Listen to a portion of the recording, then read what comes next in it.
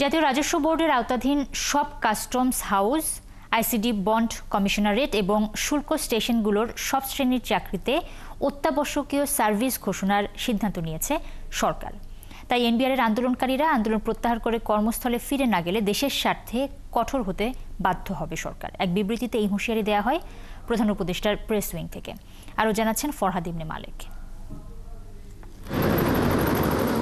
বাংলাদেশের বাজেট ব্যবস্থাপনায় উন্নয়নমুখী কার্যক্রম পরিচালনার সবচেয়ে বড় সীমাবদ্ধতা দুর্বল রাজস্ব সংগ্রহ ব্যবস্থা।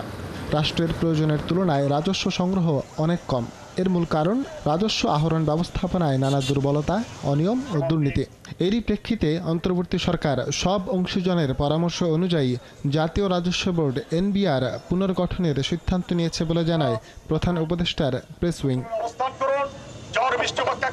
প্রধান উপদেষ্টার প্রেস উইং বলছে, রাজস্ব বোর্ডে সংস্কারের কার্যক্রমকে বাধাগ্রস্ত করতে এনবিআর এর কর্মকর্তা কর্মচারীরা গেল 2 মাস যাবৎ এই সিদ্ধান্ত পরিবর্তনে আন্দোলন করে আসছে।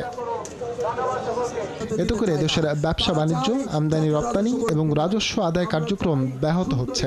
রবিবার প্রেস বিজ্ঞপ্তিতে প্রধান উপদেষ্টার প্রেস উইং থেকে জানায়, জাতীয় রাজস্ব বোর্ডের আওতাধীন সব customs house, ICD, bond commissionerate এবং শুল্ক স্টেশনগুলোর সব শ্রেণীর চাকরিকে অত্যাবশ্যকীয় সার্ভিস ঘোষণা করার সিদ্ধান্ত নিয়েছে সরকার।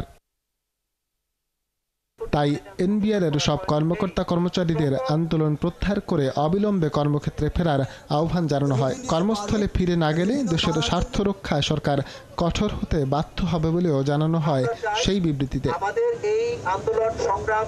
ফরহাদ ইবনে মালেক, ৭১, ঢাকা।